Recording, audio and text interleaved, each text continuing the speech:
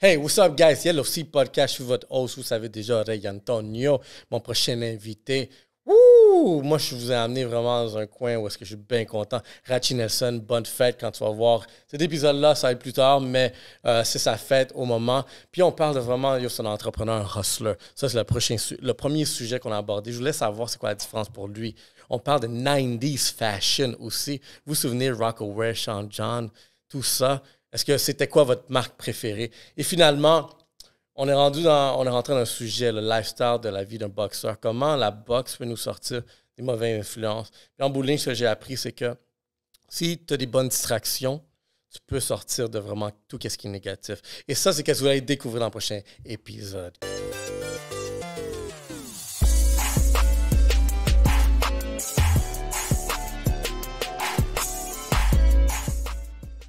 Là, on commence officiellement, guys. Yellow Sea Podcast. Je suis content de mon prochain invité. Rachi Nelson, what's up, boy? Happy birthday, boy. Merci. What's up, man? Bonne fête. Bienvenue de Yellow Sea Podcast. On a échangé une couple de fois pour essayer de faire cet épisode. Et ça allait venir. Je savais que ça allait venir. J'ai feel ton vibe dès le début. Vraiment. Même le branding, image que tu mets dans tes médias sociaux, j'ai feel ça. Mais j'ai feel aussi vraiment ton côté créatif fashion. C'est ça que je t'ai vu en premier. Prolific, je suis comme, hey, Mr. Prolific. Mr. Prolific, yeah. Couture? Himself. Prolific Couture. Couture, hein, j'ai vu que tu as rajouté couture. Rapproche un peu le mic. Yeah. Prolific Couture. Monsieur Prolific. En plus, entraîneur, propriétaire, boxe. Ouais. J'ai quand même plusieurs cordes à mon arbre, là. Ouais, je fais plusieurs choses. C'est ça que tu disais, ça qu'on disait tantôt. Ouais, plusieurs cordes à ton arbre. Fait qu'on va découvrir l'arbre, mais c'est ça les choses qui est nice. OK, je vois qu'il y a des bonnes choses dans lesquelles on a en commun. Fait que tu te considères un entrepreneur ou un hustler? Comment je pourrais dire ça? J'étais un entrepreneur / hustler. Yeah. OK. Tu comprends pourquoi? Tu veux savoir c'est quoi la différence, genre? Ouais, parce que, gars, parce que je trouve que tu sais, je suis en train de faire ton vibe, je suis comme this guy's a hustler, parce qu'on dirait que tu connais vraiment t'as compris la game, comment elle marche. T'es wise. Fait que je me dis comme, puis là, je t'entends aussi te positionner entrepreneur, déjà, je suis comme, hey, nice.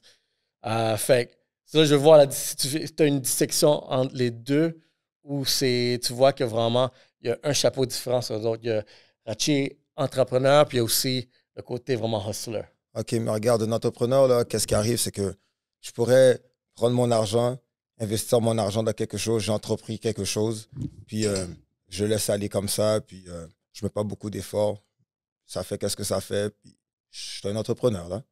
Juste à faire ça, je suis un entrepreneur. OK, I feel you. Tu comprends ce que je veux dire? Ouais. Mais tu peux être un entrepreneur sans être un hustler. Mais un hustler, c'est quoi? Un hustler, c'est celui qui est prêt à mettre l'énergie au travail, qui va chercher un paquet de gamiques. OK, si c'est bloqué, la voie A est bloquée, on passe par la voie B est bloquée, ou on cherche quelque chose pour essayer toujours de keep our head above the water. C'est ça être un hustler. C'est quelqu'un qui cherche toujours à se débrouiller, toujours à chercher ça, c'est un hustler. Quelqu'un qui fait quelque chose. C'est quelqu'un qui est capable de faire tout à partir de rien, quoi. Ça, c'est un hustler. That's my definition of a hustler. Yeah, I like, tu vois. Bon, tu m'as donné une bonne deux définitions, puis c'est bon. Là, je commence à voir ton vibe. C'est quelqu'un qui shake things, qui fait des affaires, qui fait les affaires arriver, quoi. Tu vois, je veux dire, il n'y a rien qui se passe, mais je vais faire quelque chose se passer à partir de rien, tu comprends? Mais c'est ça, tu sais. J'ai une idée, paf, je t'appelle, paf, OK, est-ce que je voudrais venir à ton podcast, est-ce que je peux venir à ton podcast? Ça, c'est un hustler. I'm trying to hustle my way in. Tu sais, je veux dire, j'attends pas juste que ça cogne à toi, hein? Non, tu cherches des opportunités. C'est un go-getter. C'est ça, un hustler. C'est quelqu'un qui fonce. Ça, c'est un hustler. Yo, je te fais 100%. Et yo, c'est pour ça que genre, je vois ton énergie, je les feel, puis je suis comme, yo, that's someone like me. I feel like, oh, this guy's a hustler. Yeah, hustle comes with an energy.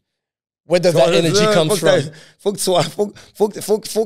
tu sois énergique, là. Tu peux pas juste être là, puis je laisse mon argent travailler ou je me mets là-dedans, mais je le fais à moitié. Non. Si tu te plonges là-dedans, tu le fais au 100%. complet, à 100%. Tu es censé aller cogner à toutes les portes que tu peux aller cogner pour que tu puisses aller chercher soit des fonds, soit une nouvelle opportunité qui va faire ta compagnie monter à un autre niveau. C'est ça, man. Il faut toujours que tu sois en mode go, go, go. Tu comprends ce que je veux dire? Il faut toujours que tu sois en mode action. Always in motion. Always in motion, like the ocean. That's why I put my yacht on. Mais tu vois, Phil, boom, c'est bon ça. Je te file là, on est à un bon départ. Là, on va aller, let's go way back. C'est où elle commence cette énergie-là? C'est où que tu as découvert que tu avais de l'énergie? Est-ce que tu avais de l'énergie avant, puis tu savais pas c'était quoi, ou soudainement, tu as trouvé l'énergie? Non, j'ai toujours su que j'avais cette énergie-là. T'avais quelque chose? Ouais, j'ai toujours su que j'avais pas l'énergie du hustler au début, mais j'ai toujours su que j'avais une certaine énergie.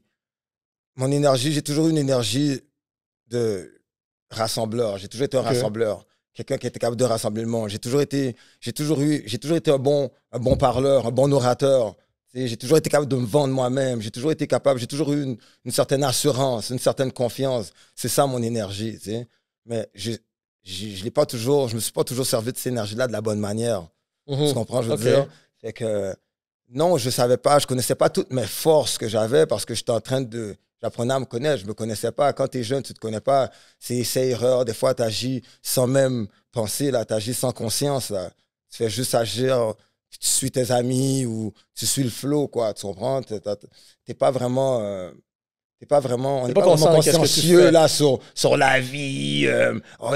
Il faut être discipliné. Tes parents te disent ça. Tu es comme, yo, qu'est-ce que tu me dis? Moi, je suis jeune, je ne serai pas malade, je me casserai pas ma jambe, tout va bien se passer, je suis invincible. Quand tu as 16 ans, c'est comme ça que tu penses, quoi. Mon énergie, je jouais au basket. Quand je jouais pas au basket, mais on allait dans les parties. T'étais-tu hustler quand t'étais plus jeune? Genre, y a-tu des petites choses que tu faisais pour essayer, genre, yo, you know, like... Tout le temps. Regarde, on va toujours parler d'un point de vue où est-ce que t'essaies d'avoir un gain sur toi-même. Fait que, y a des personnes qui essaient toujours d'aller chercher des gains, tu sais, c'est comme, sur d'autres personnes. T'as-tu fait des hustles quand t'étais jeune, genre, vendre la limonade? Aussi basic que ça, mais ça, c'est un hustle, là. Tu sais, qu'est-ce que j'ai fait quand j'avais 10 ans? J'ai fait une vente de garage. OK. J'ai fait une vente de garage. T'as tout vendu, liquidé? Ben, j'avais des voisins. Puis qu'est-ce qu'on a fait? On a pris tous nos jouets, puis on les a vendus. OK. On s'est mis devant la maison, on les a vendus, mais c'est moi qui ai eu l'idée. C'est toi qui... Puis dernièrement, je pensais à ça, puis j'étais là, puis je suis comme... Laisse-moi me souvenir depuis quand que je suis... Tu sais, des fois, j'essaie de me travailler comme ça. Je me dis, quand je suis hustler, c'était comme mon premier hustle. Ah, c'est ça. C'était quoi mon premier grind? Mais c'était ça, mon premier grind. Mais pour de vrai, pendant que je te dis ça, c'est peut-être même pas ça, mon premier grind. For real, parce que... Ouais, t'as 10 ans? Ça, j'avais comme 11 ans. Mais qu'est-ce qui arrive, c'est que quand j'allais à l'école primaire Tétroville, puis on avait fait une activité, c'est pas vrai, en deuxième année primaire, on avait fait une activité, puis tout le monde devait faire un kiosque. C'était comme un marché aux puces. Puis tout le monde devait emmener des objets de leur maison, puis on pouvait faire soit du troc ou soit le vendre. OK. Mais moi, depuis que je suis jeune, j'étais un collectionneur de cartes de hockey. Fait que je suis hustleux depuis là, depuis les cartes de hockey, les cartes de basket, les cartes de baseball. On échangeait des cartes. Puis moi, je vendais des cartes, justement. Fait qu'est-ce que je faisais? Je vais toujours me rappeler. Cette fois-là, j'avais commencé. J'étais pas vraiment un gars qui était vraiment ordonné ou organisé, quoi. J'étais pas vraiment organisé. Fait que quand le prof avait dit qu'on allait faire une foire, j'ai pas pris ça au sérieux. Fait que la journée, comme la veille, il va y avoir une foire. Fait que j'ai pris 2-3 affaires chez nous. Puis je suis arrivé à l'école. Fait que j'avais quelques cartes d'hockey, peut-être 2-3 jouets, puis 2-3 voitures, genre. Là, il y avait du monde qui était vraiment organisé. Ils avaient un paquet d'affaires. Mais là, je vais toujours me rappeler. Depuis là, je vais toujours me rappeler. Je dis, waouh, j'ai su c'était quoi la compétition. Là, je me suis senti, waouh, j'ai vu ma table, j'ai regardé les autres tables. Là, j'ai eu une certaine honte envers moi, comme, waouh, je fais dur, là. Mon produit n'est pas assez bon. Ouais, je suis pas assez bon. Puis là, j'ai commencé à hustle. Ça a été là mon premier hustle. Là, je suis parti voir le monde. Là, je suis, OK, toi, tu vends ci, tu vends ça. OK, je t'échange 2 cartes d'hockey pour telle affaire. Paf. Puis là, OK. Tu fais des pugs? Ouais, je faisais des pugs. Et ça, je pense que c'était un des premiers hustles. Mais je faisais des pugs, mais ça c'était plus... Slammers, là. Mais j'étais plus là-dessus, moi. J'étais plus vraiment carte d'hockey. Moi, tu sais, tout ce que... Je sais c'était quoi. Tu as fait des Pokémon cards? Non. Non? T'as manqué celle-là? Non, ça, c'était pas mon époque. C'est pas mon époque. Je suis quand même, moi, je suis dans Quel âge? 85. 85, je suis Fait 87. que j'ai 38. Guys, retournons vraiment juste pour une petite pause. Comme vous savez déjà, la conversation, elle est chaude, elle vient de partir. Et qu'est-ce qu'on va faire? La conversation, elle est allumée par le lubrifiant social numéro 1 ici au Québec, Rosemont. Puis on a choisi l'ananas. Tu sais pourquoi l'ananas? Parce qu'il commence à faire chaud. C'est ça qu'on fait. Puis Rosemont, ils ont tous les ananas disponibles. Il y a d'autres choses qui s'en viennent aussi pour cet été. Donc, préparez-vous. Donc, vous savez déjà, le lubrifiant social, ananas, rhum pour celui-ci. On a du gin, on a du whisky, on a de la vodka. Supporter Rosemont, c'est supporter Yellow Sea Podcast. Vous le savez déjà. Parce que moi, je suis 87 puis j'ai hustle des Pokémon Cards. Ouais, mais il y a un gap. Quand J'ai même, hustle des quand t'es au pubs aussi. primaire, genre 85, 87, C'est 2 ans. ouais, il y a un gap. Tu penses qu'il était si loin que ça, le gap, que Ouais, il y a un gap. on sait pas? Ouais, il y a un gap. Fait que moi, j'étais en 3, toi, t'es en 5. Parce que, dis-toi là, Genre- 80, 85, ça se ressemble beaucoup. À partir Oui. de 86, 80, ça, c'est un autre. C'est un autre. Yeah, il y a un gap. Je te dis, il y a un gap. Official Millennial. Yo, j'ai un frère qui est né en 87, il y a un gap.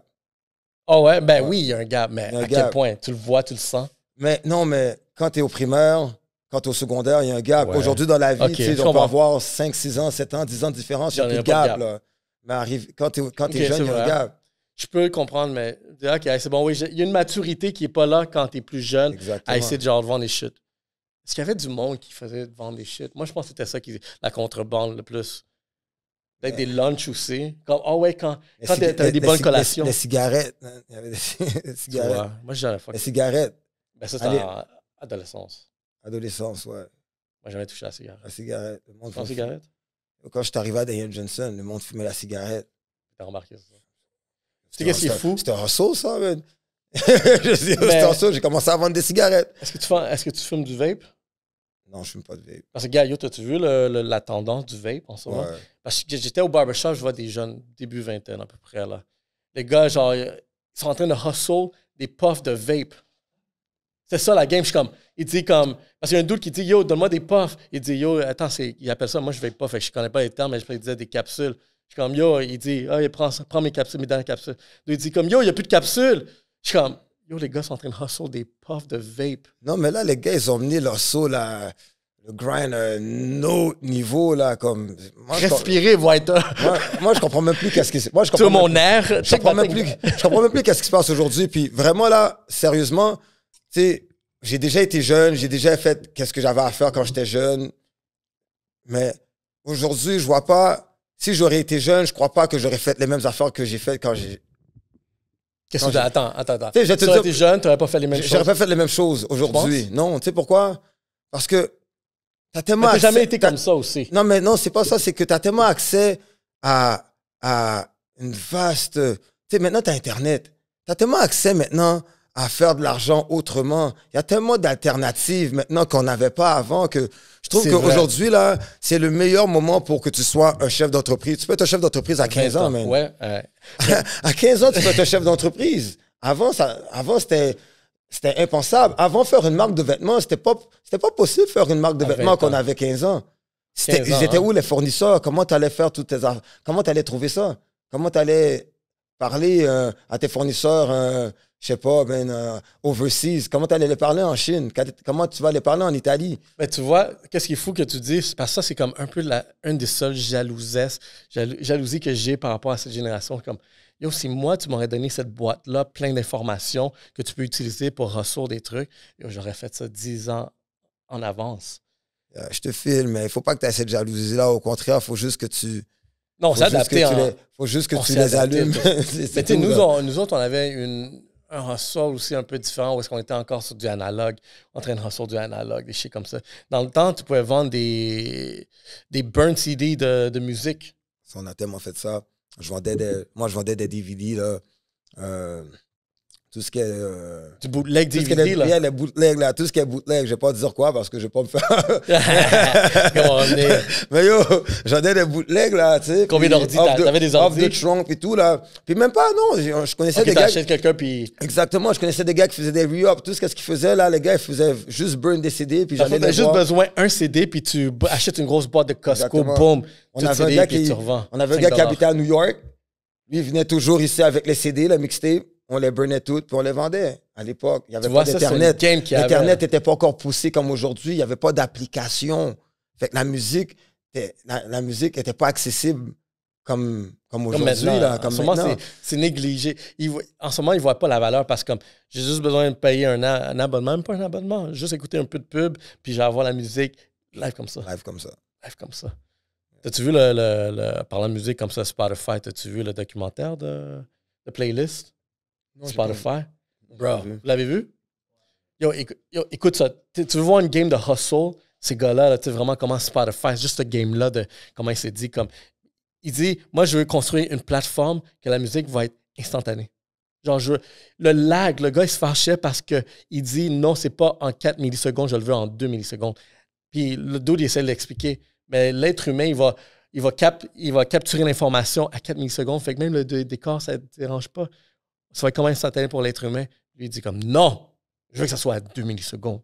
Qu'on capte le son. C'est à ce point-là que vraiment, la musique est devenue genre vraiment accessible sans que tu... Ben oui, c'est pas comme avant, là, qu'on était là avec nos cassettes, là, dans le tape deck, puis on essayait de catch un bon beat, là, à la radio, là.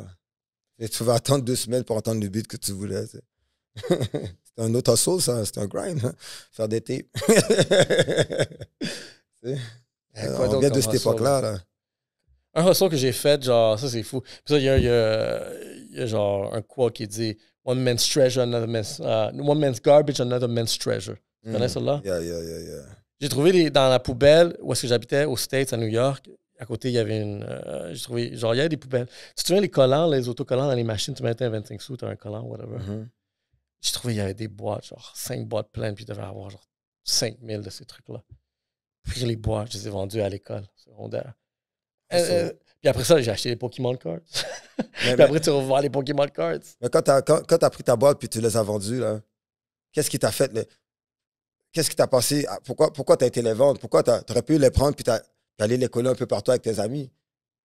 Parce que, gars, moi, vraiment, le déclic qui t'a dit, yo, j'allais les vendre à l'école. T'avais quel âge? 12 ans. 12 ans. 11 ans.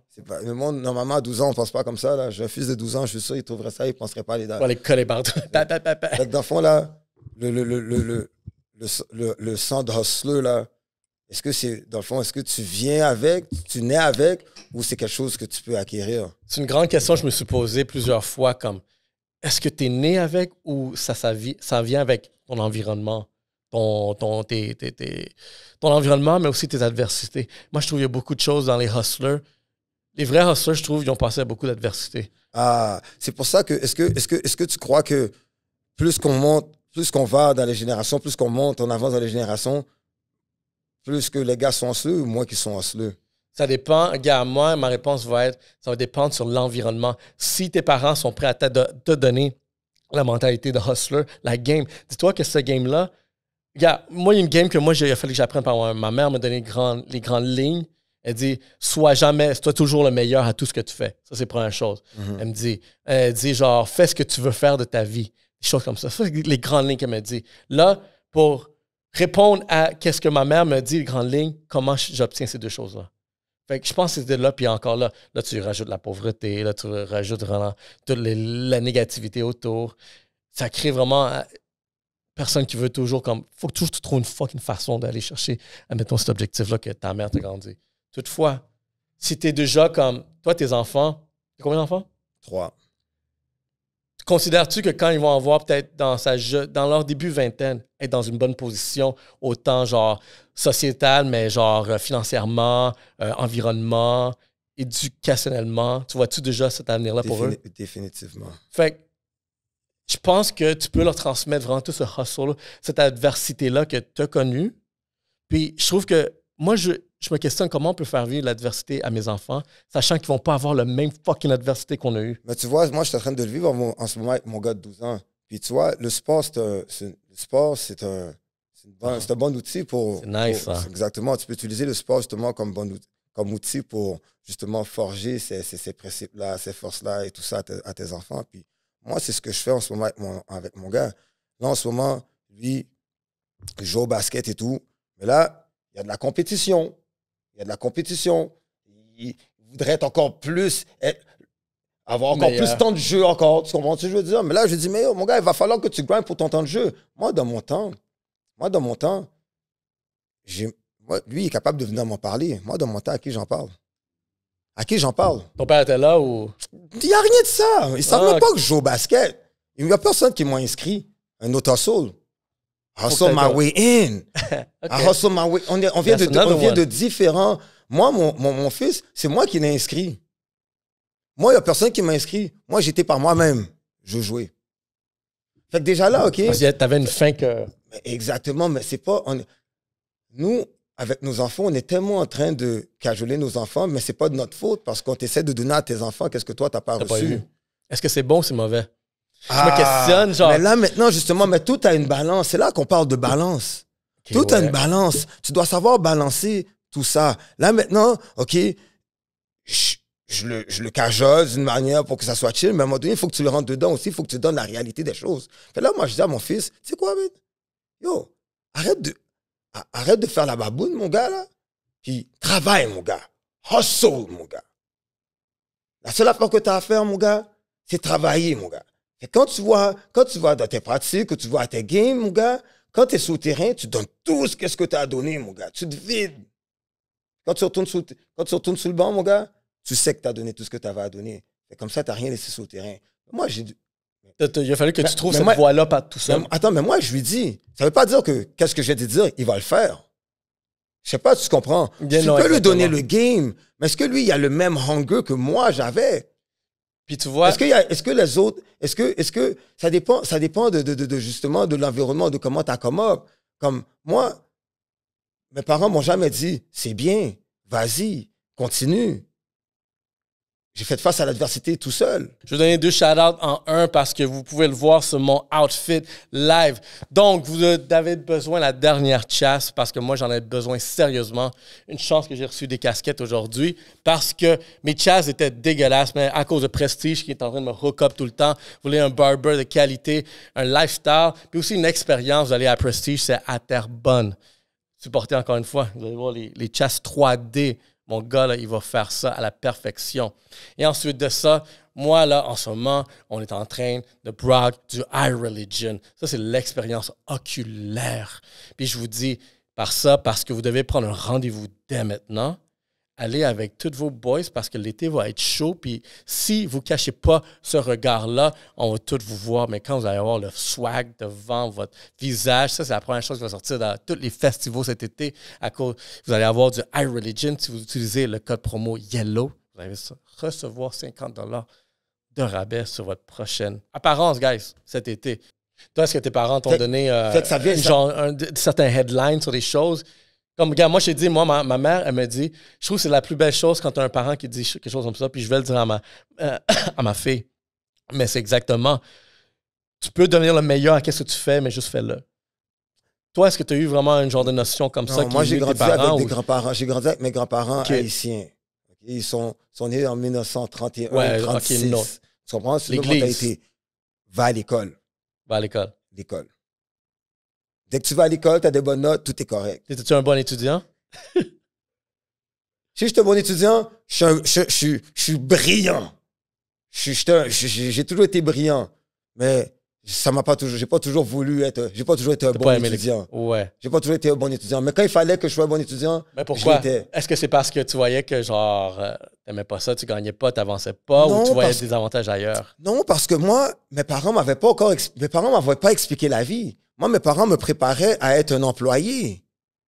Mes parents me préparaient à être le meilleur employé au monde. C'est la mentalité aussi migrante, là. Je leur en veux pas. C'est qu'est-ce qu'ils savaient. C'est les connaissances qu'ils avaient qui m'ont transmises. Tu comprends?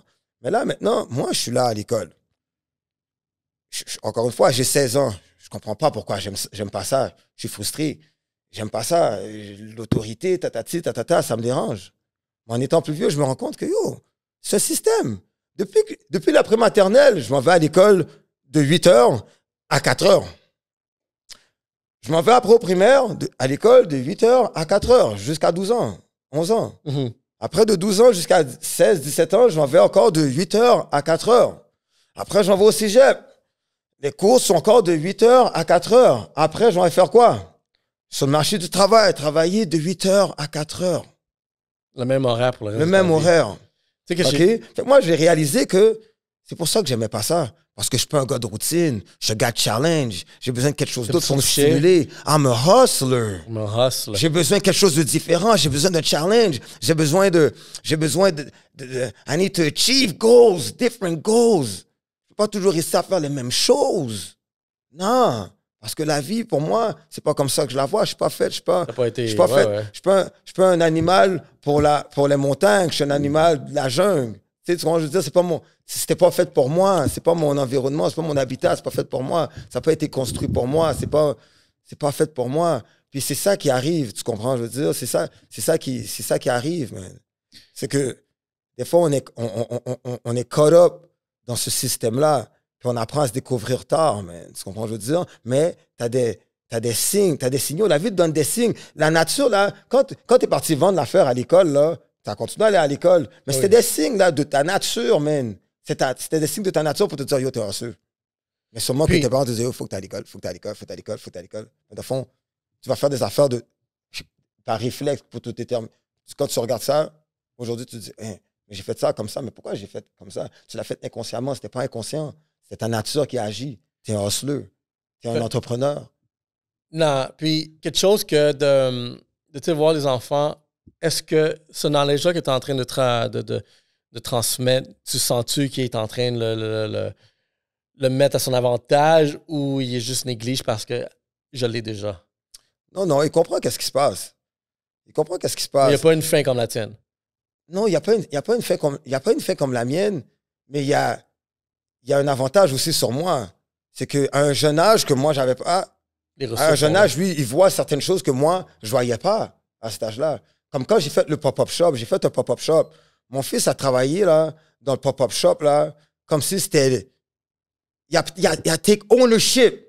OK. Il a take ownership du brain. Fait que t'as vu... Tout le monde, c'est un highlight du pop-up shop, mon fils. Comme tout, wow, ton fils, il est vraiment dédié. Mais c'est là que j'ai remarqué Ça, que il retient de toi et toi. Ouais. Il t'a vu. je l'ai vu à l'œuvre, j'ai rien demandé, là. C'est ça, j'ai dit, OK. Lui, vois? là, lui, demain, je le vois run la compagnie.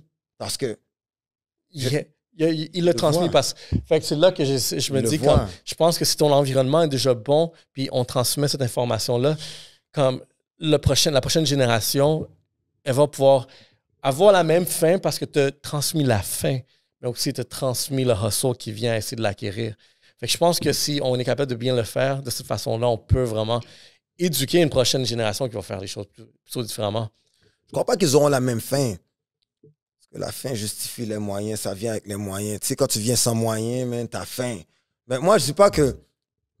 Je crois pas qu'ils auront la même fin, mais je crois qu'ils vont être plus innovateurs. Ils vont amener une facette Plus que... rapidement. Yeah, exactement. Tu sais, C'est ça fait- que je te dis, tu sais, là, il faut pas faut rester jalousie. toujours sur la fin, parce que notre but, c'est pas qu'ils aient faim. À un moment donné, on est tu plus sur vois- la fin, là. Là, maintenant, on est sur autre chose. Tu sais, la J'avoue, fin, regarde. ça sonne pauvreté. Mais j'avoue, hein. nous, c'était basé sur la fin, qu'est-ce qu'on faisait, puis on a réussi à trouver une façon de le combler. Là, eux autres, on leur enlève déjà ce challenge-là. Regarde, tu n'auras pas faim ici. Tu vas avoir une autre fin, mais tu vas avoir plus cette fin créative de voir innover. Exactement. Mais la fin physique, je m'en occupe. Yeah. Je l'ai enduré. On l'a enduré, maintenant, on le est fait rendu à autre chose. Là, il faut que tu trouves ta propre fin. Yeah, exactement.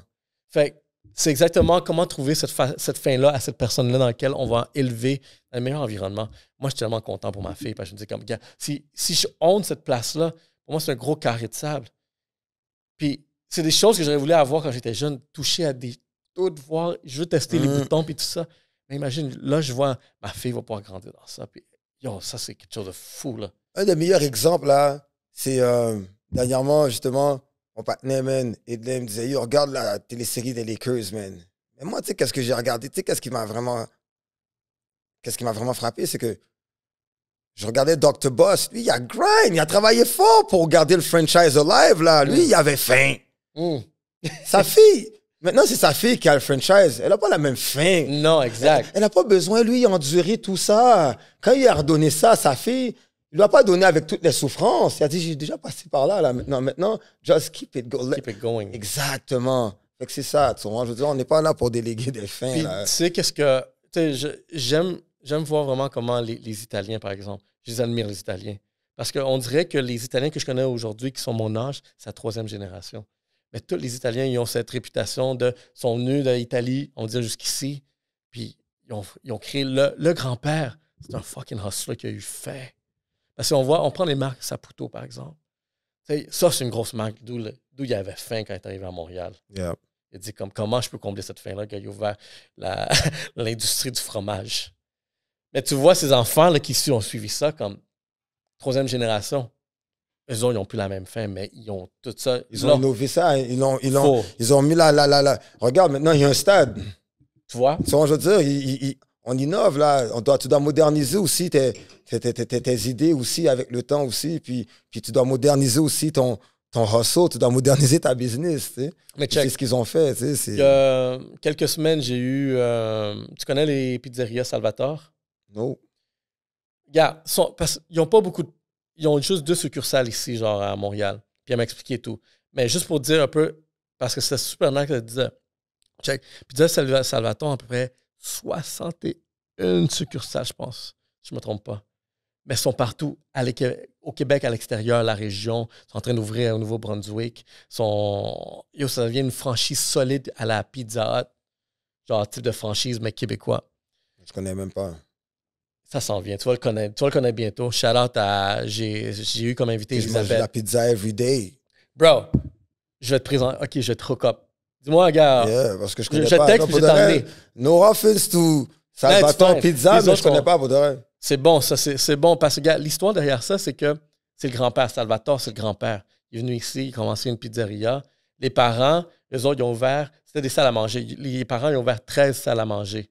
Fait que eux, les enfants, sont 5. Ça, c'est une des filles à qui j'ai parlé, sont 5. Eux, ils ont pris le brand, ils ont fermé à cause de la pandémie aussi, ils ont fermé les salles à manger, puis ils ont ouvert que des genres fast-food. Puis en ce moment, ils sont rendus à 61 fucking emplacements partout au Québec. Puis ça, je trouve, l'histoire, c'est comme, that's how you build a hustle. Je suis sûr que lui, le grand-père, il a transféré toute l'information. Puis je sais que les petits-enfants en train d'innover.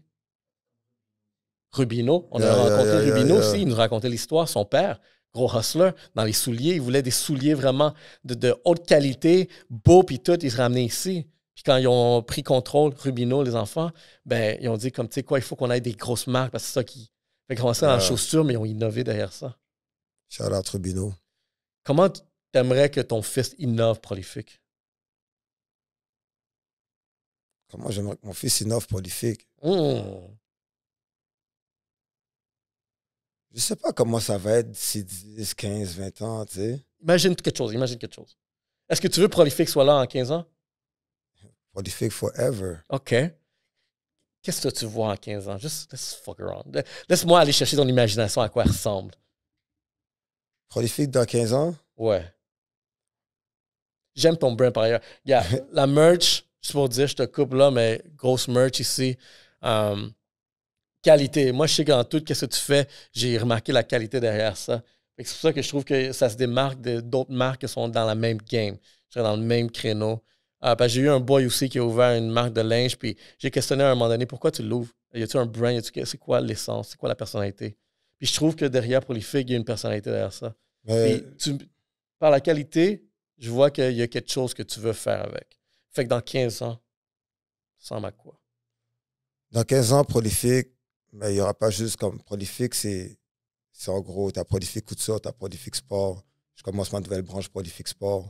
Mais dans 15 ans, qu'est-ce que je vois? C'est qu'on aura déjà plusieurs boutiques dans les grandes villes, dans les grandes métropoles, comme New York, Montréal, Toronto, Londres, Paris. C'est ce que je vois pour Prolifique. Quoi d'autre que je vois pour Prolifique? Je vois que Prolifique aussi.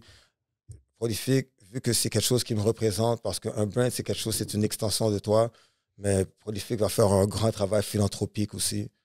Je voudrais que Prolifique va ouvrir un centre sportif. Je vois Prolifique avec un gros centre sportif, OK, pour les jeunes. Je vois Prolifique avec un grand centre sportif pour les jeunes, parce qu'il va avoir le même Prolifique Sport. Prolifique Sport je vois Prolifique Sport. On peut... Un instant, je vois Prolifique Sport, OK, donner des gros endorsements justement à des bonnes équipes, il y a des bonnes organisations sportives, amateurs aussi, des bonnes bourses et tout. Et c'est ça qu'on va faire. C'est là que je me vois. C'est ça qu'on va faire. C'est là qu'on se voit dans 15 ans, puis c'est là qu'on va être.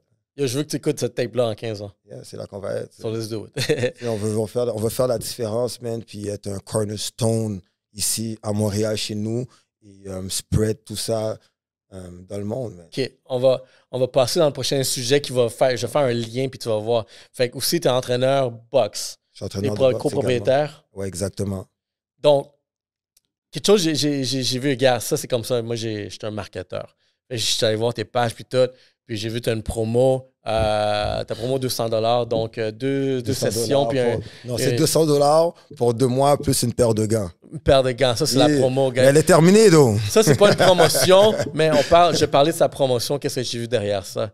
Je suis comme, OK, j'ai aimé le truc paire de gants. Parce que là tu viens de mentionner qui est prolifique, sont là, prolifique dans les sports. Il y a la marque Rival ici. Tu as vu qu'ils sont Rival Boxing, yeah. Vois-tu faire une marque genre de gants de boxe prolifique, vu que tu es déjà dans la game? Là, tu es dans les deux games. Non, j'ai déjà un projet. J'ai déjà un projet en branle pour ça, justement. Mais non, ça ne sera pas prolifique. Ça ne sera pas prolifique pour ça. Mais oui, j'ai un brand de boxe qui va être en annexe, en connexion avec mon gym.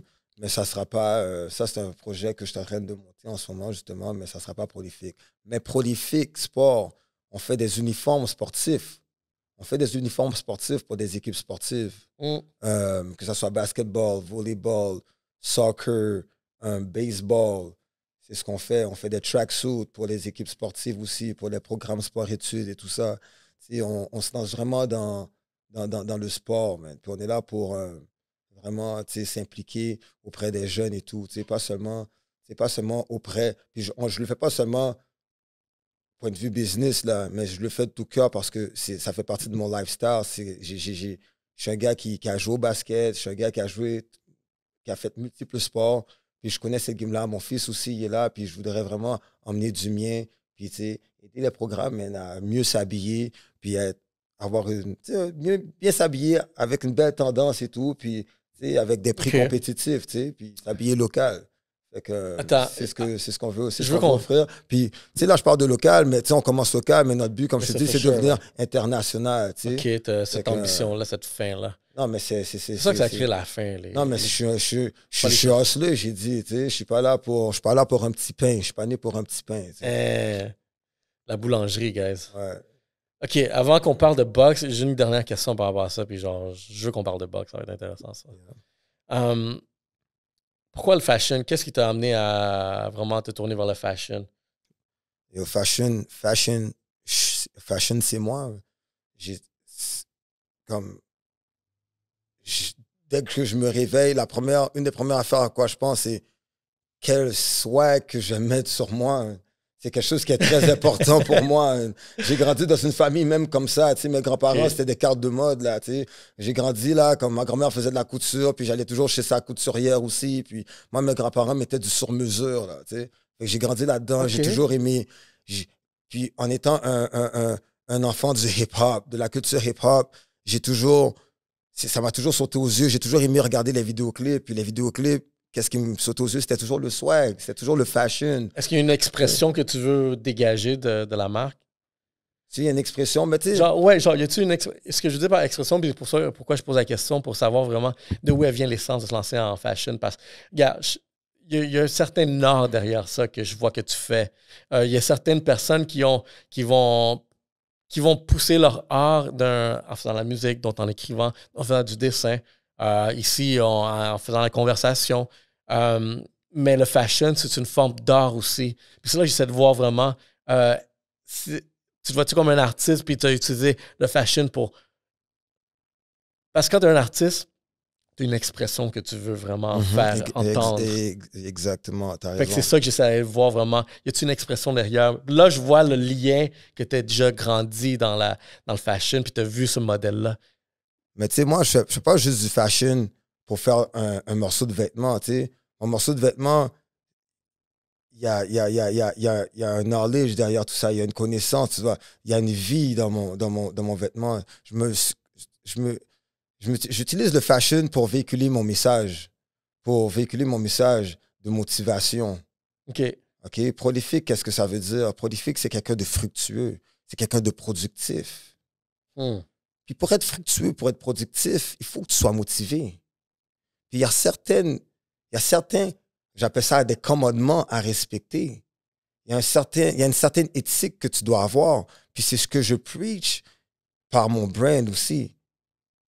C'est pour ça que dans ma collection Mindset, il y avait des hoodies organic, early bird, paid in full, avec un quote qui expliquait qu'est-ce que ça voulait dire, l'idéologie du quote qu'il y a sur ton chest. Tu comprends? Le morceau de vêtement que tu as sur toi, c'est pas juste un hoodie. Premièrement, c'est une page d'histoire. Bang. Et c'est une motivation aussi. Tu comprends, je veux dire? C'est pas juste... Il y a un essence dans tout ça. Mais moi, je suis un gars qui est né dans les années 85, dans les années 80. Ça veut dire que j'ai grandi dans les années 90. Les années 90 m'ont marqué. Alors, si on regarde bien le brand, c'est vraiment inspiré des années 90. Si on regarde même avec les couleurs, c'était très colorful. Mais les années 90, c'était très colorful aussi. Fait que, tu sais, je suis vraiment inspiré par les années 90, lorsque l'époque où j'allais à New York, puis j'allais avec un tape, puis je regardais, je passais un samedi complet à la maison, là, juste à enregistrer des vidéoclips. Puis analyser man, le swag des gars, comment les gars bougent, les nouveaux slangs, les ci, les ça, puis les nouvelles tendances et tout ça. Puis quand on revenait à Montréal, on peut dire, tu sais, c'était de VHS way, tu vois. Puis tu sais, je revenais à Montréal, puis tout ce que je faisais juste mimiquer le tout, tu vois, je veux dire, je copiais le tout ici, puis je montrais, oh yo, c'est comme ça que ça se fait à l'autre bord, c'est comme ça. Fait que j'ai toujours été into fashion, c'est toujours quelque chose qui a été important, tu sais. Même quand je jouais au basket, c'était important d'avoir les freshest kicks, tu vois, je veux dire, c'était important de mettre ton uniforme d'une certaine manière, tu sais, c'est comme ça, tu sais, c'était important, tu sais.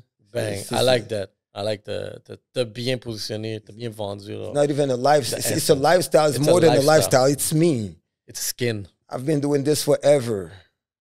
C'est intéressant comme tu dis, genre. Sans le savoir, genre. J'ai fait une marque de linge parce que je voulais m'habiller.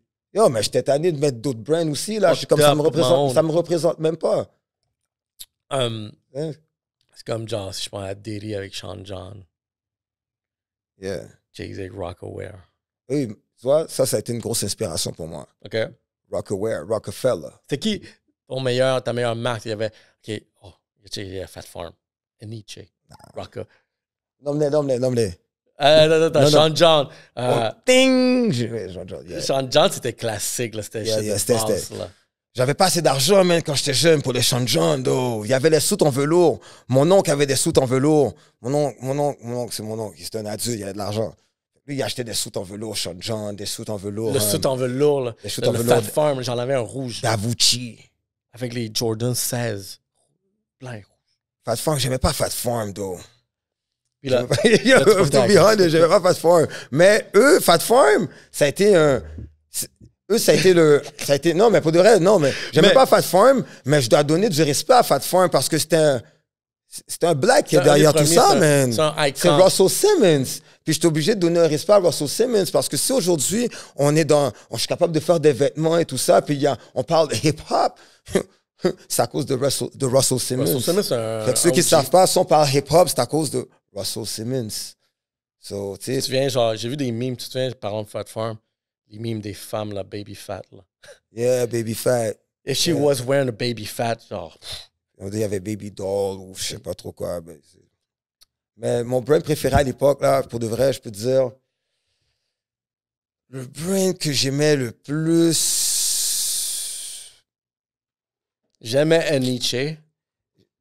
J'aimais la qualité de leur linge. Il y a tantôt aussi, vous avez dit, j'aimais pendant un temps. J'aimais Academics pendant un temps. J'aimais Academics pendant un temps. J'aimais leurs jeans, man. Oui. Ils avaient des beaux jeans à l'époque. Mais Rockaware, bro. Rockaware, c'est quand même un icon, un OG shit. Ouais, je t'ai vendu Rockaware. Je peux pas dénier, je t'ai vendu Rockaware. Attends, il y avait-tu d'autres? Il me semble qu'il y en avait d'autres. Nautica. Mo Jeans. Les Maurice... T'avais-tu un Gucci à l'époque, sweater? les Gucci, non, j'avais pas de Gucci sweater. But, attendez. Maurice Malone, à l'époque, Attends, Je non. parle de late 90s, OK? Maurice Malone, ça me Ceux dit qui rien. s'écoutent, OK? Ceux qui sont nés 85 and under, OK? Maurice Malone, Mo Jeans. Ça veut dire que eux, c'est des jeans Mo que Jeans, quand... je connais. Ça, c'est des jeans... Il y avait des couleurs. Et quand tu retroussais ton pantalon, c'était marqué Mo Jeans ici, Ouais. avec un fluorescent puis tout, avec la couleur. Genre, ça pouvait être bleu royal, vert fluo et tout. Ça, c'était des gros jeans. T'avais-tu un Jeans. Averex leather jacket? Yo, for sure. Bro, Yo, j'avais le... Qui avait un Averex? Ça, c'était l'icon. J'avais un Averex comme celui de DMX dans Belly. Oui! Puis j'ai rasé ma tête. Vioum! Comme DMX. C'était Batman qui avait le jaune. Le jaune, man. Le jaune, ça, c'était méchant. Légendaire. Averex jaune, là. Légendaire. Yo, Légendaire. tout le monde te spot. Yo, tu te fais... Le monde veut te rob. Yo, T'as la légendaire. grosse chaîne, là. Ils l'ont sorti, ces modèles-là. Puis je commence à voir du monde, genre, j'ai vu des trucs genre de Gen Z, un avec fucking un shit français, là, la femme, elle a un Black Averex. Je suis comme, what? Ouais, ils ont... Averex sur Netflix? Yo, ils essaient de faire un relancement, là, de ça, là. Mais Ça, c'était le skin, là. Mais si vous checkez sur le site prolifiquecouture.com, on a des manteaux plus fraîches que ça encore. OK, I'm down. J'en ai vu, le Varsity. All leather, on est dans leather, là. On a du full leather jacket. Ils sont en full leather. Full leather, comme... Si vous cherchez des vêtements qui ressemblent, pour vous faire feel comme dans les 90s, vous faire feel comme dans les Paid in 90s, full. vous faire feel luxueux, paid in full era. Prolifiquecouture.com. Allez vous chercher le manteau. Good, I like that. On a un manteau en cuir exclusif. Exclusif, Si tu l'as sous le dos, crois-moi, il y en a peut-être deux. Il y en a deux. Promo yellow? Il y en a peut-être deux avec. OK. Il y en a peut-être deux avec. Mais je l'ai vu, moi, j'ai vu ton Varsity. Je suis comme, oh, j'ai vu ça. Je suis comme, mais lui, avec le logo de Montréal derrière, lui, il est fraîche. Ça, c'est mes couleurs. Rouge, noir, blanc, là. Ça a toujours été mes couleurs. Ouais. J'avais un Rockaway avec un gros R derrière Varsity. Ça, c'est un killer shit. Les Varsity, là, ça, là, c'est timeless. C'est des timeless pieces. Le monde, ils aiment ça. Moi, là, tu vois, à chaque fois que j'ai sorti un Varsity jacket, c'est sorti. Ça a été sold out en une semaine. 2 semaines, gros match, sont sold out. Le monde, ils aiment les Varsity jackets. Je veux faire un Varsity Black Box, là. Ça va être un black. Ça va être genre du noir et blanc, là. Yo, ça va faire plaisir de le faire pour toi. OK, let's go. Oh, ça va être some heavy shit. Bang! Et on prend un shot de ça. Tu veux un Rosemont? Guys, les conversations, vous savez déjà, sont propulsées par le Rosemont. Lubrifiant social, tu vois, j'ai perdu. T'as dit lubrifiant? Quoi? Ça, c'est du lubrifiant social, mon gars, là. OK. Tu comprends? Ah, ma bad. All right. Laisse-moi te lubrifier. Merci beaucoup.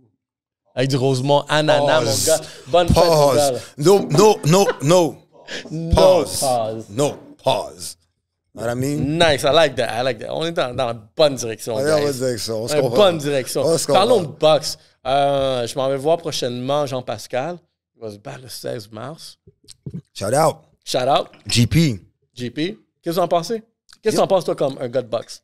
Jean-Pascal? Ouais. Il a 40 ans. Il y a des couilles, lui. Il y a des couilles, non, on va dire. Ouais. Je suis pas là pour parler le français de France avec vous, là. Ouais. Je suis là pour être moi, là. Il y a des couilles, le gars, là. C'est ça. Il y a des couilles, le gars, là. Le gars, il y a vraiment des couilles parce que pour embarquer sur un ring à cet âge-là, le gars, OK, je connais pas sa situation financière, mais elle doit être quand même assez bonne. Tu comprends ce que je veux dire? Le gars, il a fait des millions. Tu sais, le gars, moi, je pense qu'il a fait des placements. Le gars, il aime vraiment le sport. OK?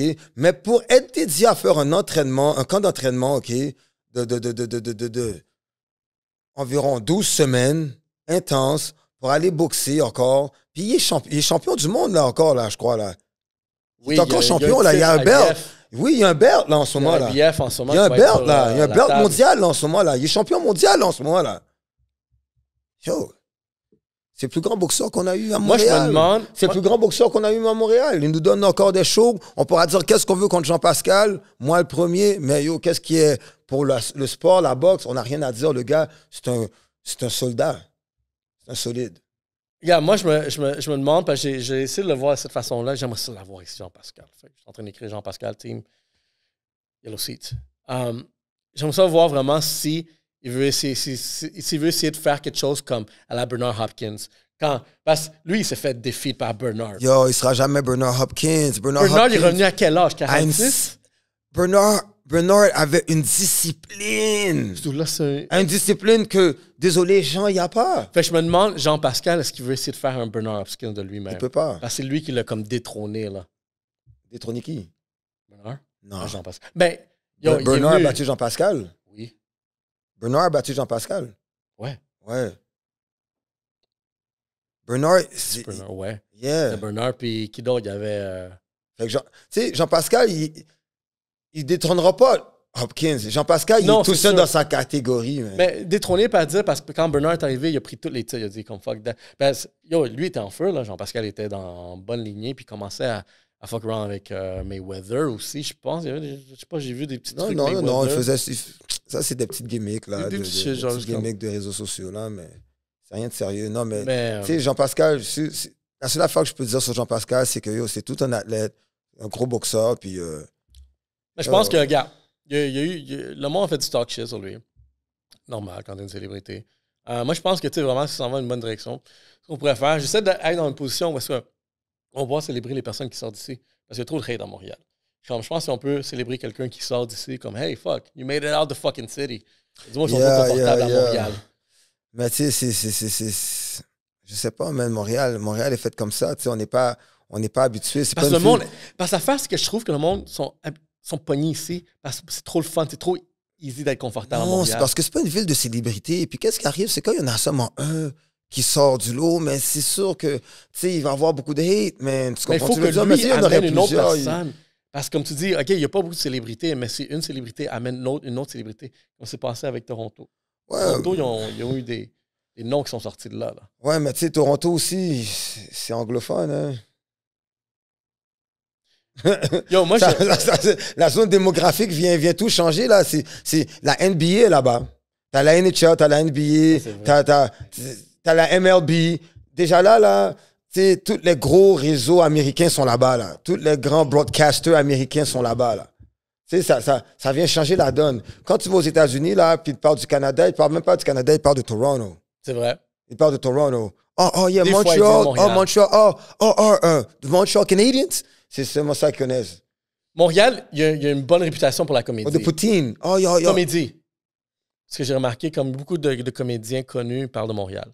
Ça, je vois, c'est ça qui est sorti qui se différencie. Tu vois, oui, le sport, là, il vient de Toronto.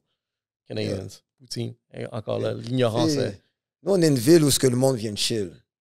T'sais? Mais c'est ça. Je pense que c'est pour ça que le monde ne peut pas sortir. C'est une ville trop chiller. Ouais. Parce que tu fais un peu de cob, assez de cob, mieux que tout le monde autour de toi, puis...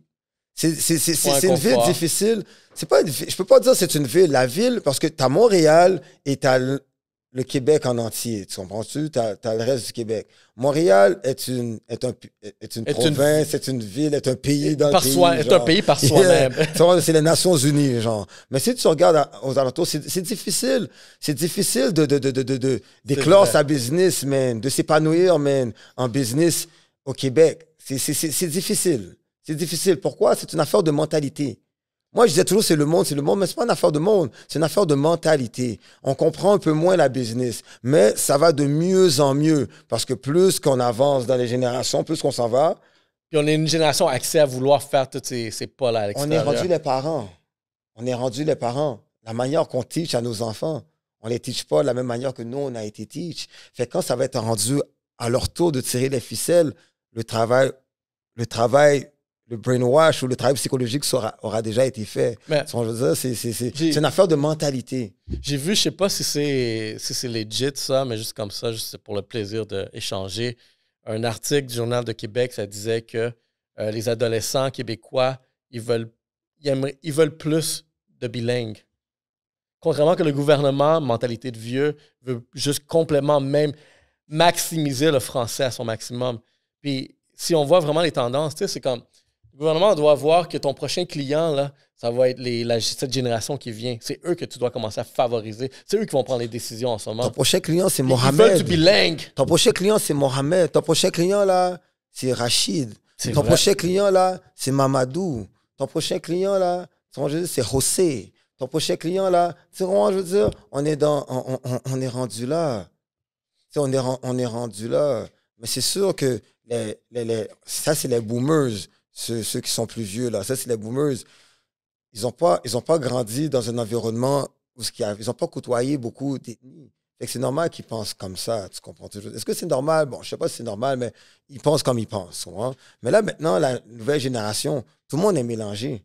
Il va avoir un gros changement. Il va avoir un boom quand même. Ça restera pas comme ça. Mais nous, en ce moment, nous sommes les pionniers. C'est juste ça que je peux dire. En ce moment, on est les pionniers. Moi, j'ai toujours dit que le Québécois, en peut-être 50 ans, là, il est brun. Là. Tellement ça se mélange. Yeah. Je pense que genre, ça va devenir genre une culture. La personne va être brune. Tu sais, si on regarde en France, on va avancer plus que nous. Là. Ça mélange. Non? Jamais été en France. Je sais pas, j'ai jamais été pour de rien. Moi, je me base sur ce que je vois sur Netflix. J'ai jamais été pour de rien, je pourrais pas dire. En tout cas, la France a des grosses émissions de gangsters, dernièrement, Gangland. Braqueurs. Mais mais pourquoi c'est seulement ces émissions? Yo, ça, c'est une autre conversation, là. Je veux même pas aller là avec toi. Mais pourquoi c'est seulement ces émissions-là qui sont pour nous? Tu penses? Ben oui. Je pense que c'est pour le divertissement. Oui, je comprends ce que tu veux dire. Je sais pas. Pourquoi? Moi, j'ai écouté ça, je suis comme... Quand ils ont fait Gangland, là, tu penses qu'ils l'ont fait pour le gars qui vit bien dans sa maison en haut de la montagne? Tu penses que c'est pour lui?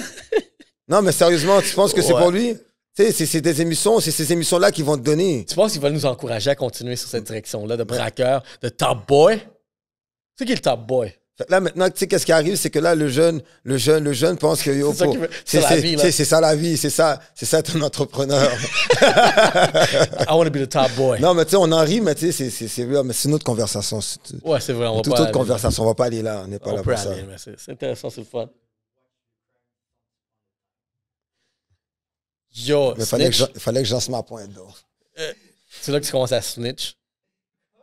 C'est là que tu commences à snitch. Fuck, dans le monde, c'est des snitch aujourd'hui. Est-ce que tu snitch? Hein?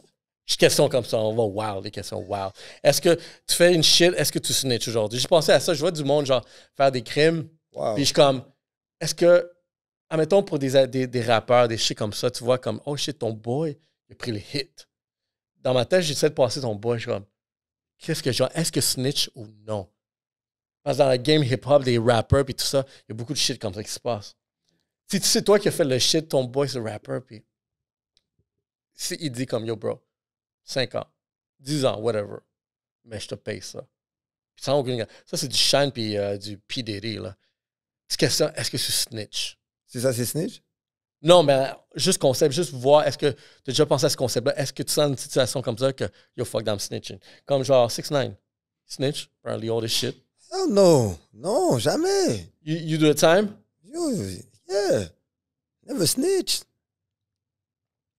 Il n'y a rien qui peut te faire briser?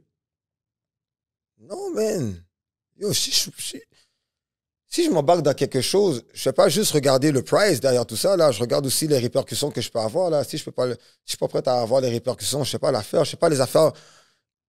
Quand tu fais quelque chose comme ça, là, quand tu break the rules, là, en tout cas, moi, j'étais un... Mais toi, t'es un G, là. Je vois que vraiment, genre... Je vais pas regarder le prize. Le prize, il est là déjà. Je regarde... What if I get caught? What if I get caught? Fait que tu penses comme ça aussi. Yo, fait que tu vois pas le prize. Bro, ça que tu dois penser. Parce que c'est d'où qui snitch parce qu'on pensait au prize. Si l'affaire que je sais que je vais faire, c'est 25 ans, yo, 50-50, fuck that, je vais pas, mon cher. Je le ferai pas, genre. Non, mais il me semble que tu sais, faut que tu sois intelligent. C'est un calcul mathématique, quoi. Mais on va dire qu'il y en a qui sont comme, je m'en fous. Moi, je suis prêt à faire 25 ans. Et quand ils font leur affaire, puis ils se font prendre, mais ils vont pas parler. Ils savaient déjà qu'ils étaient prêts à... Ils savaient déjà. Fait que, tu sais, c'est un message. Si tu es un vrai, tu calcules pas le price, tu calcules les répercussions avant de faire quelque chose. C'est juste ça que j'ai à dire. The real ones, parce qu'il y a trop de monde qui sont genre médias sociaux. Là, c'est comme... C'est real shit. C'est pour ça que je questionne, guys. Est-ce que vous snitchez? Parce qu'il y a du monde que je trouve que sont... Bro, tu sais, on a tous été jeunes. Moi, j'ai toujours connu mes limites. Puis ma limite, c'est quoi?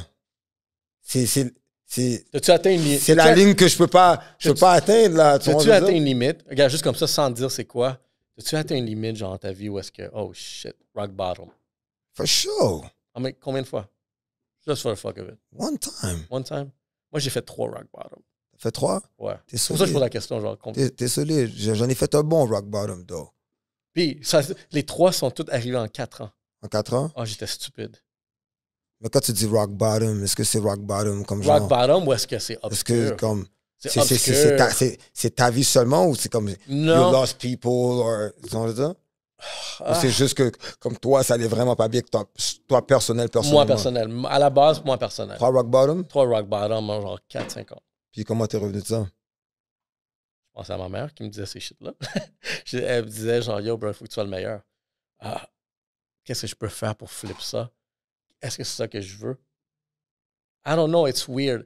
Parce que ça devient vraiment une combinaison de juste ça, là, qu'est-ce que ta mère t'a dit, ça t'a fait sortir de ton rock bottom, shit. Parce que l'affaire, c'est comme, gars, elle était tellement stricte, mais aussi que tu vois qu'elle travaille fort. C'est pas évident, monoparental. Fait que dans le fond, tu veux me dire que ta mère, là, elle t'a inspiré, quoi. C'est une inspiration pour toi, dans le fond. Time, genre. Yeah, shout out ta mère, man. Pour sortir du rock bottom, pour dire comme, yo, bro, si je foire, là, comme, yo, la femme, elle a fait tout ça pour que j'aille foirer. Fait que je pense qu'il y a ça, mais... Ouais, mais moi aussi, dans mon processus, moi aussi, ça, c'est arrivé comme c'était plus mes grands-parents, comme je suis comme, wow, j'ai déçu mes grands-parents, ils ont fait tout ça. Oh, les shit, pour moi, de faire ça. Mais moi, c'était pas mon premier, comme, oh shit, mes grands-parents. Mais tu sais quoi, mais aussi, tu sais, vraiment, durant l'adolescence, c'était un peu fucked up, genre, vivre à New York, puis après déménager, venir ici, ça a été vraiment une... L'adolescence a été vraiment une fucking expérience que je pourrais parler longtemps. Parlons de New York, à un moment donné, je me souviens, tu sais, genre, on était des hustlers là-bas. Quand tu habites dans le Bronx, puis t'as genre 12, 13, 14, 15, 16 ans, là, le fucking, le tunnel de opportunité, là, il est minuscule. Fait que tu sais juste tout de street game. T'es portoricain ou quoi? Nicaraguayen. Nicaraguayen? Ouais. Il y en a quand même là-bas aussi. Oh, il y en a. Ils sont tous à Miami. Genre, les autres, ils ont dit fuck le froid. Il n'y en a pas ici au Québec. Yeah. Mais il y avait un boy que, genre, au secondaire, puis ça, c'était comme, tu vois, tu hustle on the side, do a little shit. Puis il y avait un boy, là, que lui, et j'ai pogné un beef. Puis, I did what I had to do. Puis lui, il me dit, il vient me voir après, je suis comme, yo, t'as des bons réflexes. Capable de faire ça, Puis il voulait que j'aille à son gym de boxe. Puis j'ai songé, j'ai comme, oh shit. Le dude dit comme, yo, t'es capable de faire ça, mais imagine-toi, tu mets genre un apprentissage, quelqu'un qui peut te guider, quelqu'un qui peut t'aider vraiment mieux, contrôler tes shit. Tu peux faire quelque chose de fou avec ce petit talent-là, puis tu sors du street. Toi, est-ce que tu rencontres du monde comme ça? Ben ouais. Du monde que je peux sortir du street? Ouais. Je suis dans le secteur Rivière-des-Prairies, Montréal-Nord. Je suis dans un bassin où j'ai une grande clientèle comme ça. C'est pour ça que j'ai ouvert mon gym là. L'historique de mon gym, c'est que moi, la boxe m'a sorti du trouble. Moi, là, j'étais dans le trouble. Quand je te dis j'ai hit rock bottom, on va parler de ça là maintenant. Moi, là, j'ai hit rock bottom. J'ai fait du temps, man. Après, pendant que je faisais du temps, là... Combien? J'ai fait 1 an. Okay. Mais je faisais face à 12 ans. C'est ça l'affaire. Je faisais face à 12 ans, puis je devais battre mon case. OK? Je devais battre mon case. Qu'est-ce qui est arrivé? C'est que finalement, j'ai fait 1 an, parce que, bon, il est arrivé, qu'est-ce qui est arrivé? C'est ça. J'ai fini par faire 1 an. OK? Le juge me donne 1 an. Mais pendant ce 1 an-là, j'ai fait un travail personnel, j'ai fait une rétrospection sur moi, premièrement. OK? Puis, j'avais beaucoup de mauvaises habitudes de vie. J'avais beaucoup de haine dans mon cœur. J'avais beaucoup de choses. Premièrement, je devais me nettoyer moi-même. Mais une fois que j'ai fini de me nettoyer moi-même, là, j'ai fini de me nettoyer à l'intérieur, j'avais beaucoup de monde avec qui je devais régler des choses que j'ai appelées pour dire, je m'excuse pour ci, je m'excuse pour ça, J'étais dans mon cœur, tout ça. Une fois que j'ai fini avec tout ça, j'étais bien là, émotionnellement. Là, là, je devais prendre soin de moi physiquement et mentalement, tu comprends? Là, j'ai commencé à m'entraîner. Mais quand j'ai commencé à m'entraîner, man, tu sais, quand t'es l'autre bord, man, des fois, man, tu peux avoir des fights, puis tout. J'ai toujours été capable de bien me défendre. Man. Puis les gars me disaient, tu devrais faire un boxeur, tu devrais faire un boxeur, tu devrais faire un boxeur. Mais c'est pas la première fois qu'on me disait ça dans ma vie, là. Là, des fois, ils me disaient, regarde ton corps, t'as un corps de boxeur. Yeah. Mais j'avais besoin d'une bouée de sauvetage. Une fois que je suis sorti, là, je suis dehors. Mais là, tu sais, t'as pas vraiment de problème. T'as pas de programme de réinsertion, là. Il n'y a pas de programme de réinsertion. Tu sors, puis là, maintenant, qu'est-ce que tu fais? Ben, tu peux recommencer à faire qu'est-ce que tu faisais. Là. Le pire, c'est qu'ils s'attendent que tu retournes après aussi. Mais regarde, je vais te dire, quand je suis sorti de l'autre bord, on m'a donné mes sacs. La dernière gardienne m'a donné mes sacs. Elle m'a dit, tu sais quoi? Tu sais, qu'est-ce qu'elle m'a dit? Elle m'a dit, à la prochaine.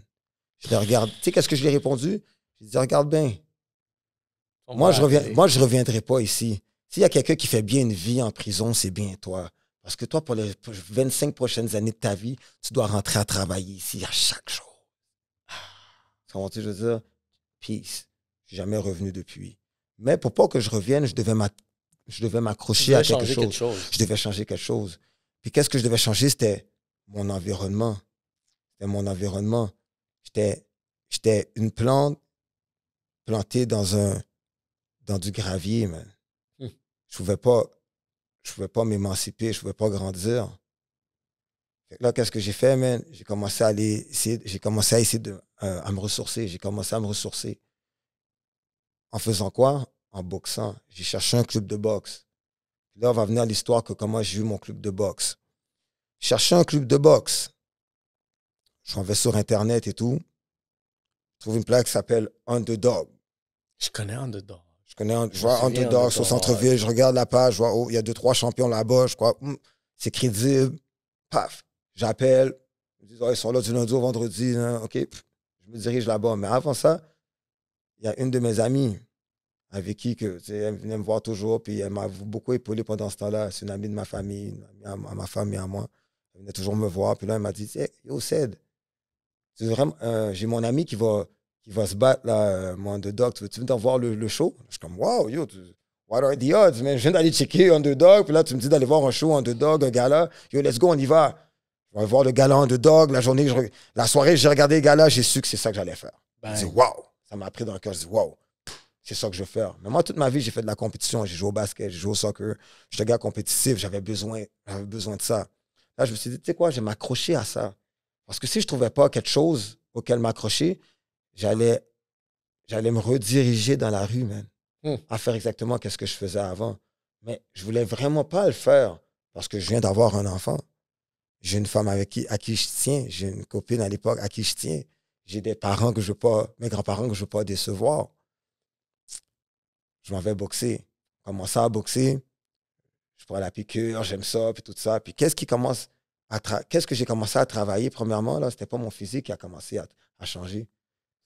C'est mon mental. T'avais quel âge, toi, ça période-là? 25. Okay. 25, 26 ans. 25, là, 26 tu vois, ans. ça travaille, là. Là, ça commence à me travailler. Puis là, le monde me dit, ah, t'es trop vieux, mais je sais qu'est-ce que j'allais chercher dans tout ça. Je cherchais à m'accrocher à quelque chose. Pourquoi? Parce que moi, je me réveillais le matin. Dans ce temps-là, je travaillais à l'hôpital. Moi, je me réveillais le matin. À 10 heures. Je me réveillais à 10 heures. Non, je partais de chez nous à 10 heures. Non, je me réveillais à 10 heures. Je partais de chez nous à 11 heures. J'arrivais au gym à midi. Je m'entraînais de midi à 2 heures. Je prenais ma douche après. Puis je commençais à travailler à 4 heures. Je travaillais à l'hôpital Notre-Dame, qui était à côté, pas loin du Underdog. Fait que je marchais. Ou des fois, je courais jusque là-bas. Je faisais ça every day. Je travaillais jusqu'à minuit. Je rentre chez nous. Des fois, même avant de rentrer chez nous, j'allais au gym à côté de chez nous, courir sur le treadmill. Je rentrais chez nous à 2-3 heures du matin. Je dors jusqu'à 10 heures. Je me réveille. Je faisais ça every day. Pourquoi j'ai créé cette routine-là? Pour briser mon ancienne routine. J'ai été obligé de me créer une routine pour briser mon ancienne routine. J'étais obligé de faire force sur moi. Ça a été dur. Parce que des fois, quand je m'en allais, dans ce temps-là, mon permis il était suspendu. Fait que je devais prendre l'autobus. J'ai pas de voiture, puis tout. Fait que là, moi, je m'en vais à l'autobus. Je m'en vais à l'arrêt d'autobus. Mais quand je m'en vais à l'arrêt d'autobus, je suis dans le hood, là. Je m'en vais à l'arrêt d'autobus, mais là, je vois les gars sous le corner. Yo, viens chill. Viens chill. Je suis comme, non, yo, gars, j'ai mon bag. Yo, non. Je vais prendre l'autobus. Salut, les gars, je vais prendre l'autobus. Puis je suis en train de me parler. Non. Tu sais, des fois, je passais devant la rue, puis je regardais même pas. Les gars, yo. Puis je faisais comme si je les entendais pas. Je continuais tout droit. Tu sais déjà qu'est-ce qui s'en vient. Si tu cèdes à l'influence. Fait que là, qu'est-ce qui est arrivé, c'est que moi, la boxe, à force, à fur et à mesure de faire ça à répétition, j'ai changé mes habitudes. Là, maintenant, j'ai arrêté de faire qu'est-ce que je faisais. J'ai commencé à faire des bonnes choses et tout ça, à passer d'une autre manière. Là, maintenant, qu'est-ce qui arrive, c'est que j'ai un de mes amis qui me dit, regarde, Ced, moi, je vais vendre mon gym, je vais m'en aller au Yukon, aller voir ma femme. Mais pendant qu'il me dit ça, OK, pendant qu'il me dit ça, je porte pas vraiment attention à ça. Mais où est-ce que je joue au hockey, où est-ce que mon gym est en ce moment, j'ai un de mes amis qui a un gym au sous-sol puis qui me dit, regarde, il y a un spot en haut, tu devrais prendre le spot en haut pour faire un gym. Là, on est justement où ce que je suis en ce moment, Rivière-des-Prairies, Montréal-Nord. Là, je dis, bon, OK. Il y a une journée, je suis au cours Mont-Royal. Qui m'appelle? J'ai deux personnes qui m'appellent. Mon partenaire d'aujourd'hui puis un autre de mes amis. Les deux m'appellent en même temps, là. Un m'appelle, il me dit, hey, tu dois prendre le gym à Reg. Je dis, regarde, mon cœur, là, il n'est pas à Parc Extension. Je ne prendrais pas le gym à Reg à Parc Extension. Ça ne sert à rien que j'aille à Parc Ex. Mon cœur, il n'est pas là-bas. Si j'aurais un gym, mon gym, ça serait arrivé à Rivière-des-Prairies, Montréal-Nord pour aider le monde de ma communauté, d'où ce que je viens, man. Je trouve qu'ils en ont besoin, man. Là, pendant que je dis ça, mon partenaire m'appelle. Il me dit, yo, Ced, tu sais, Rocky, là, il parlait qu'il y avait une place, là, à Rivière, là, justement, en haut, là, Je suis comme, yo, what are the odds? Tout le monde m'appelle en même temps pour me parler de ça. Fait là, qu'est-ce que je fais? Je dis, regarde, you know what? 1 + 1 = 2. OK, on prend spot. Fait que finalement, le 21 mars, on se parlait. Le 22, on est parti chercher tout le stock. Le 1er avril, ça c'était mars, puis le 1er avril, comme 8 jours après, on a ouvert. Bang. Mais là, qu'est-ce qui est arrivé une fois qu'on a ouvert le spot? Ça a été un vent de fraîcheur dans le coin. Parce que c'est un sport que le monde ne pouvait pas pratiquer. Parce qu'il n'y avait pas d'espace pour le pratiquer. Tout le monde joue au basket, tout le monde fait du flag football, joue au soccer. Mais la boxe, c'est un sport que je savais qu'il allait aider beaucoup de personnes. Pourquoi c'est un sport?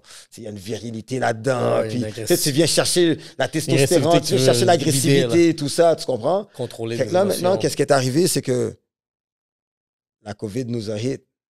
On venait d'ouvrir le gym, on a commencé. Mais quand on a ouvert le gym, on a eu beaucoup de jeunes. Beaucoup de jeunes. Là, la COVID nous a frappés. Une fois la COVID nous a frappés, on a quand même survécu. Après, là, maintenant, on est dans le post-COVID, là. Depuis qu'on a fini le post-COVID, on a créé un programme sport-études avec une école, Lester B. Person. On a créé un programme parascolaire avec l'école secondaire Jean Groux à Rivière-des-Prairies. On a créé un programme communautaire avec l'équipe RDP aussi pour les personnes âgées de 18 à 40. De 18 à 40. Ça veut dire que, tu sais, là, maintenant, on est en train d'implanter beaucoup de programmes dans le coin pour que les jeunes puissent y accéder, pour essayer de passer moins de temps dehors. Une autre. Puis, où est-ce qu'on impacte beaucoup de jeunes, c'est... où est-ce qu'on a impacté beaucoup de jeunes, c'est que... Ça, je peux te donner une anecdote aussi. À un moment donné, on avait... je peux donner 2 anecdotes. On a 10 jeunes qui venaient boxer l'été passé parce qu'eux, ils étaient sujets à être dans la rue, man. C'était des gars qui étaient problématiques. Puis là, justement, il y a un gars qui s'appelle Bird qui est venu avec eux au gym. Il a dit, regarde, Ced, j'ai 10 jeunes, man.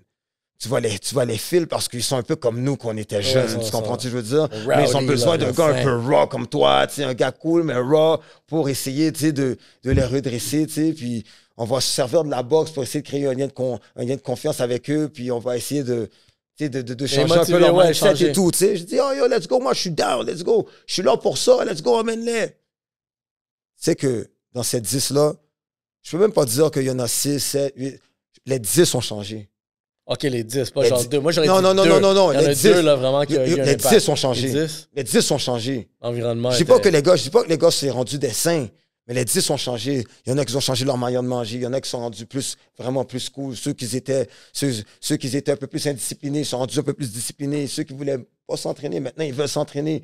Ils ont tous upgrade dans certaines facettes. Ils ont quel âge, sur adolescents? Ils sont âgés entre 14 et 17 ans. Tu vois? Même pas entre 14 et 16. Moi, j'avais 14 ans quand ça. Entre 14 et 16. Je pense que c'est là le moment que vraiment tu viens. Puis comme quelque chose que tu as dit, c'est tu veux créer de la distraction. Parce que, gars, tu as 2 voix. Tu as la voix vraiment du chilling. Les dudes sont dans le corner. Ouais. Ils veulent chiller. Puis il va y avoir l'autre voix. Si tu peux te distraire de vraiment, yo, va mettre ton temps là plutôt. Sur toi-même plutôt sur d'autres personnes. Puis tout ça, je crois que c'est en montrant... tu sais, quand tu vis... Tu sais, quand tu vis bien ta vie, tu vis sainement ta vie, puis tu fais même pas les affaires pour montrer l'exemple. Tu fais juste bien mener ta vie, mais tu as un exemple. Tu n'es pas obligé de vouloir montrer l'exemple. Juste en menant ta vie comme ça, tu as un exemple parce que le monde, tu ne sais pas qui te regarde. Une autre anecdote que je vais te donner, tu m'as demandé s'il y en a déjà des jeunes que j'ai déjà touchés. Même avant que j'ouvre le gym, j'avais touché des jeunes par rapport à mon éthique. Parce que moi, chaque jour, j'allais courir. Chaque jour, je faisais du jogging. Il voyait là, courir. Puis là, il y avait un jeune qui m'a vu courir. Il s'appelle Stéphane. Stéphane m'a vu courir. À un moment donné, il m'a arrêté, il m'a dit, je te vois courir à chaque jour. Tu fais de la boxe? J'ai dit, ouais. Il me dit, je voudrais en faire aussi. À l'époque, il avait peut-être 13 ans, 13, 14 ans. Il dit, je voudrais en faire aussi. Je voudrais devenir un champion du monde. Je regarde, je dis, ouais. Mais regarde, demain, si tu veux courir avec moi, sois là à la même heure demain. Quand j'ai passé, tu continueras avec moi. Pas de problème. Le lendemain, j'arrive. Il était là. Paf. That's it. On est parti courir, on s'est entraîné, paf. Le jour après, il est là, mais avec un autre gars, paf, paf, paf, paf. À un moment donné, il me dit, regarde, Seth, je veux vraiment boxer. Je dis, mais tu sais quoi, man? Va checker mon gars Reg à Parc Extension. Lui, il y a une académie de boxe. Il va vous montrer comment boxer. Il va te montrer comment boxer. À Parc Ex? C'était-tu l'école? C'est dans le centre William. C'est sur la rue Hutchinson. Oui, je sais. C'est dans le centre, là, tout ce qu'il y a le basket et tout ça. Là, tu vois, moi, j'ai collaboré avec... Mais attends, 2 secondes. Il faut que je finisse cette histoire-là. Moi, j'ai un lien avec ça. Attends, il faut que je finisse cette histoire-là. Fait là, qu'est-ce qui est arrivé, OK? Qu'est-ce qui est arrivé? C'est que ce gars-là, OK, il a commencé à boxer. Fait là, moi, à un moment donné, je l'ai oublié, là, ce gars-là. Là. À un moment donné, je m'en vais à Parkex. Puis là, je vois un paquet de gars sur le ring, un paquet de jeunes. Je suis comme, yo, Red, c'est qui ces jeunes-là? Il me dit, yo, bro, c'est tous des jeunes de ton coin, man. Moi, des jeunes de mon coin. Yo, ils sont venus avec Steph. Steph a emmené tous ces gars-là. Puis là, c'est là, je dis, waouh, tu vois comment je peux avoir un impact sur des jeunes sans le savoir. Le fait qu'il y en a un qui m'a vu courir, ça a incité 10 autres jeunes quasiment à venir s'entraîner. Puis de ces jeunes-là, aujourd'hui, il y en a un qui est devenu champion canadien, puis il y en a comme 3-4 là-dedans qui vont tourner pro, là. Fait que tu vois comment... Mais gars, yo, je respecte ça. Ton éthique peut impacter d'autres personnes sans que tu le saches. Tu sais, je te fais le lien avec Parc X. Moi, je suis allé à l'école avec Didier Benz. Didier Benz, mais il était à Parkex. C'est lui qui l'a pris après Reg. Mais tu vois, regarde. Didier. Fait que Didier, il était là-bas, on se connaissait déjà. Lui, ça déjà, je faisais du marketing, puis j'ai du content. Fait qu'à un moment donné, il me propose comme, yo, regarde, j'ai des jeunes dans mon gym, puis je voudrais vraiment faire du content pour essayer d'attirer plus de jeunes. Puis regarde, moi, j'étais dans mon début aussi de marketing, peut-être 2-3 ans que j'avais lancé, mais je suis allé solo, là. Puis je dit comme, je savais faire du content pour les boxeurs encore là, parce que ça m'a touché de cette histoire-là que, yo, une fois, on m'a approché pour... Il y a quelque chose de fou, parce que moi, on m'avait approché, yo, viens faire de la boxe ici, parce que, yo, ça va changer tout. À cause de l'horaire, comme, oh, shit, il faut que tu fasses ça, c'est ça. Je choisis le street. J'étais pas bien, là. Mais juste pour dire que revenir à Parkex, encore là, je dis, si je peux remettre une valeur à ces personnes-là, parce que je veux être aussi dans une position de podcast, je veux l'utiliser comme moteur d'influence, d'éducation, qu'il y a du monde comme moi, quand j'avais 14, 15, 18 ans, je cherchais à trouver une influence qui va me diriger vers des bonnes places, mais j'en trouvais pas. C'est là que je me disais à un moment donné, fuck, si j'en trouve pas, qu'est-ce que je dois faire? Il y a un siège vacant, fait est-ce que je dois le faire pour... Si je me rends à une bonne place, est-ce que je peux le faire? Fait le podcast, il vient exactement pour essayer de toucher ces quelques personnes-là que, tu sais quoi, comme toi, tu veux ouvrir ton gym. Puis je pense que, tu sais, vraiment, même une combinaison, là, tu as un gym, j'ai un channel, on peut combiner vraiment cette énergie-là puis sortir plus de monde. Parce que le hood, il est tough. Si tu te laisses influencer, le hood, là, va t'emporter. Mais tu sais, quand comme tu parles, tu as ta business, ton podcast, j'ai le gym, il y a le brand. Tu peux avoir un brand, tu peux avoir une business, puis te servir de ta business comme véhicule pour impacter le monde, puis passer un message, tu sais. Puis je trouve que c'est ce qui est très important, tu sais. Puis moi, c'est quelque chose qui est important pour moi, tu sais. Je peux pas juste faire une business pour faire une business. Moi, une business doit toujours refléter mes valeurs et mes principes. Mais c'est comme ça que je le vois, mais moi, c'est comme ça que je fais de la business. C'est mon modèle d'affaires. C'est comme ça que je procède. Je trouve que c'est la manière la plus organique. Puis quand tu consommes n'importe quel de mes produits, mais tu consommes une partie de mes valeurs. Tu consommes un lifestyle, shit. Yeah, you know what I mean? Ça, c'est bien dit. Mot de la fin? Yo, faut pas lâcher, man. Si t'as un but, si t'as quelque chose en tête, man, fais-le, man. Ta première pensée, c'est la bonne. T'sais, faut pas overthink. T'sais, ta première pensée, c'est la bonne. Puis, si tu vois que ta pensée, c'est vraiment fou, puis tu te dis, oh non, c'est trop fou. Non, c'est pas trop fou. C'est celle-là la bonne, man. Moi, c'est ça que j'ai appris. J'ai appris à suivre mes intuitions. On appelle ça des intuitions. Yo, l'intuition, c'est un muscle. Suis tes intuitions, man. C'est ce que je pourrais dire. Tes intuitions, c'est ton emotional IQ qui speak, man. Puis ton emotional IQ va jamais lie, il va jamais mentir, il ment pas ton emotional IQ. Quand je vais donner un exemple, si je te lance une balle, ton IQ le plus, tu sais, ton sens le plus aiguisé, c'est tes réflexes. Mais tes réflexes, un réflexe, ça vient avec quoi? C'est-tu une rationalité? Ça vient-tu avec rationalité ou avec instinct? Ça vient avec instinct.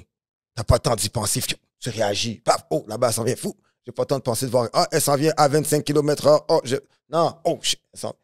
Réflexe. C'est réflexe. Fait, il faut que tu suives tes réflexes aussi en business. Il faut que tu suives tes réflexes dans la vie. Quand ton intuition, là, tes intuitions, ta première voix, yeah, c'est ça, man. C'est l'univers qui te parle, man, qui dit, yo, non, fais pas ça, fais pas ça. Oh, fais ça. Yo, that's good. You know what I mean? Il faut que tu suives ça, man. That's your emotional IQ. Bang. All right? Respect. Yeah. Respect. Bonne fête. Merci, man. J'ai plusieurs d'autres à venir. C'est un gros épisode. Let's go. Let's go. Yellow Sea Podcast, guys. Yellow Sea Podcast.